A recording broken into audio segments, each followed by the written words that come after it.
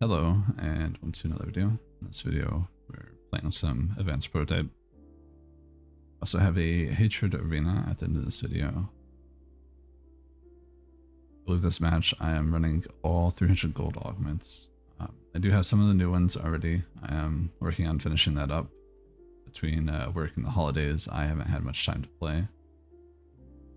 However, I'm still, I still had like a lot of stuff saved up. I'm still like making progress. I probably am, just a little bit out of the curve, but not like the people that got it like day one and whatnot. But I'll definitely have them probably before the end of this week. If you guys are curious about those, I can give you stat breakdowns or how to efficiently get to stat breakpoints if you guys need it. Other than that, I as well put two videos into one so I can talk a little bit longer. It is the holidays and I'll have something out there for you guys. You guys are having good holidays. I know that in this video I'm playing with the AoE energy burst. I don't really recommend that. I'm only running it because I've played so much AP over the expansion pretty much. And the main reason I'm running the AoE one is because it's actually not bad if there's like cleave, but I promise there's just not really any cleave in this match. So I'm trying to min-max my use of it, but at the same time it's a DPS loss to sit on it, so I'm not really caring that much. Since it's been a while for me since the last time I played, I'm sort of trying to pay attention to like my rotational loop and like priorities and like who I should be hitting and stuff like that. Obviously the ball carrier, but outside of that I'm trying to remember what I'm doing. It's been a little bit since I played. And usually when I post a video, the match that I would have played that gets posted, it's quite old. And sometimes it's a week to a month old. And it takes me a while to get to it and upload it. This one is, I would say, about a week old. However, I do have some other footage that I'm probably going to clear out. So there might be two videos back to back. So there'll be this one and then probably the next one. I don't know if I'll do it right away, but I might. If you guys are obviously curious about any questions with gearing or even like stuff, feel free to leave in the comments. I'll be more than happy to help, including I'll probably be redoing some of the class guides just because I know it's been a while, but most of them are still relatively up to date. Some very minor things that will change with the gear, but for the most part it's really only for people that are going to be able to afford the 310 augments, and then also with the 296 augments I will be able to basically make a budget build for everybody. So if you guys are interested in this tag guide, I'll probably make another one just because it is definitely probably time to do it, because we do have new augments, and with the 296 augments being only 5 mil, it's a lot more accessible than what it used to be.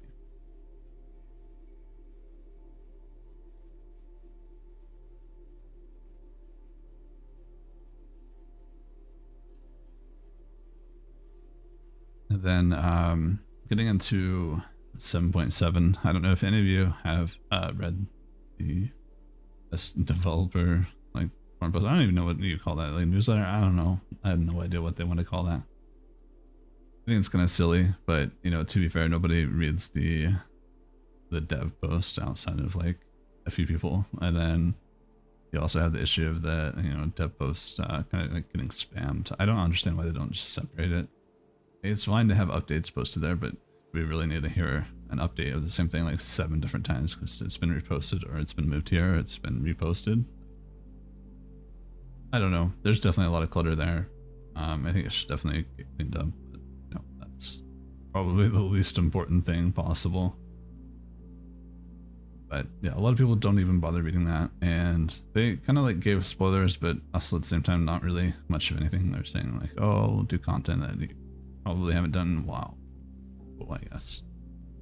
Fortunately, it doesn't really mean anything to me because pretty much the only thing I do is PvP, and I don't really have an interest in much else. So I'm hoping that, hey, maybe they're going to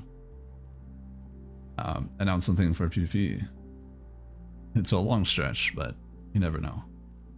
I will go with a grain of salt and say that they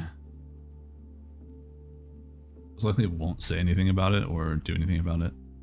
It's kind of just the normal. I wouldn't expect anything quickly their radio science, at least for me, this is my opinion, the radio science that they've given consistently ever since they've pretty much launched the game only hurts their community rather than helps it. And I don't understand why they do it. I don't understand why their business model or whatever you want to call it is like this, but it definitely hurts the game, and I don't understand why they do it this way. If they would communicate with the community, it would be so much better. They really just keep everything secrecy, and a lot of other things just don't get talked about. For example, let's say, if PvP wanted something added into the game, a lot of the things that we've gotten over the years is maps. Most of these maps we don't actually want. Nobody really complained that Qhuber, this map, was removed for desync issues. Nobody complained. Nobody really cared about it coming back. It was a nice map for certain classes, especially the classes that I like to play, because most of my classes are pretty mobile, and I can abuse the speed ups and the basically the dysfunction of the map to my advantage. Now, for the most part, people don't like this map, and it's totally understandable as to why. They removed the ability to jump to the end zones. This was a catering thing for players that just couldn't understand that standing in your end zone is not a good thing to do. So this inherently gives range players an advantage on this map. This is a range advantage map. It can be a nightmare, obviously, to go against all melee, but for the most part, range have the advantage on this map, and they also have advantage on most of the other hot balls when it comes to being in the end zone area. That's just because of the anti-leap mechanic. Honestly, that never should have happened. It should never existed, and players that played bad should have just got punished. But here we are. This is how things worked out and how things went down. I'm not a fan of it. I think a lot of people also aren't a fan of it. But when it comes to PvP updates, they don't really hit the nail on the head most of the time. There are sometimes that they do something good. However, I feel like it's more oftentimes that they don't. And if they would just communicate with the community, I feel like it would go so much better. Nearly the entire community would be for some sort of rated PvP. Also, at the same time, a lot of people want a solo queue only like mode. I don't think that's a terrible idea, but I do think at the same time, why not hit two birds with one stone? One way they could do that is make a solo ranked 8v8. And what I mean by that is have it a temporary mode. Don't leave it in the game forever. Don't just leave it and forget it. I know that I came up with a leave it and forget it rated system, which I think would actually work. If you haven't watched that video, I will have it show up at the end, and you can feel free to click on it if you want to watch it. I recommend that system, but at the same time, for solo ranked 8v8, I think it should be a temporary mode to promote people wanting to play it. So for example, have it come out on summer, or maybe the whole month of December or something. I prefer summer, mostly because probably more people are available to play, during the holidays. Probably people are, with their family. In summer, probably having vacation. Either way, having that mode would be interesting. Have it work just like rated would, at least how I described it, would be a good way, and then have like temporary rewards for it. That would allow players to have a solo queue mode to play, and it would also make 8v8 once again competitive, and it would also promote more competitive gameplay in regular 8v8s, which currently is lacking quite a lot of. And I think it would be a good showcase for players to understand that just spamming the clicky basically mindlessly is not how you play objectives, and it's not how you're going to get a win. The only reason it ever works is because people aren't paying attention to you. You're almost playing against nobody at that point if nobody's going to stop you. And the same thing goes for people that are just farming damage. If nobody else is trying to stop you and nobody else is hitting you, you're basically just farming damage against nobody. Nobody's trying to stop you, nobody's trying to contest you, and the moment you go against somebody good and they start fighting you back and you do horribly, you're never learning anything. And if you say it's like, oh, their team was just better, it's not necessarily true. Sometimes you're just terrible under pressure and you've only played against players that don't fight back. The same goes for objectives. Sometimes you're like, oh, their enemy team was stacked, and the reality is that you're just used to playing against people that don't play objectives against you, so therefore you're not playing against anybody, and vice versa. It's a real problem for both objective and DPS players, or just damage focused players, I guess.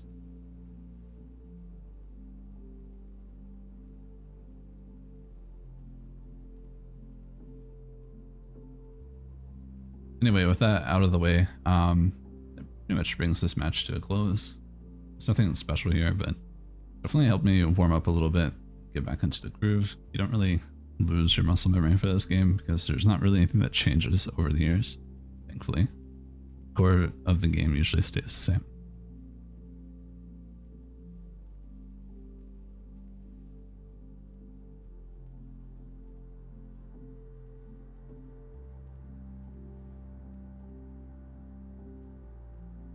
Now getting into this arena, I don't normally queue for arena. This is not something that I do often.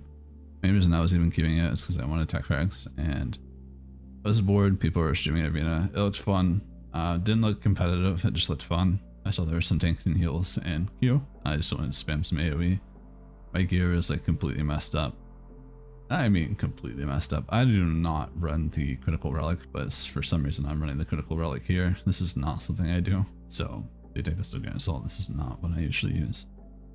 However, it doesn't really matter because these guys kind of just like stack up for me. This is probably the only time you'll see like a Hatred Sin getting to do whatever he wants to do, much less someone like me just getting to do whatever he wants. Normally I'm like already target number 1. I don't really get to just do whatever I want. But when I do, it's pretty nice. I get to kill the entire team. That's lovely. Which gives me a reason to talk about this. So for example, when it comes to playing under pressure, like I was saying in the last match, you're looking at the ability to do damage. If you cannot effectively do damage, right? So if you're not getting hit, you need to be effectively doing damage. And if you're not able to do that, you're not really being essential to your team, I guess, or useful for your team.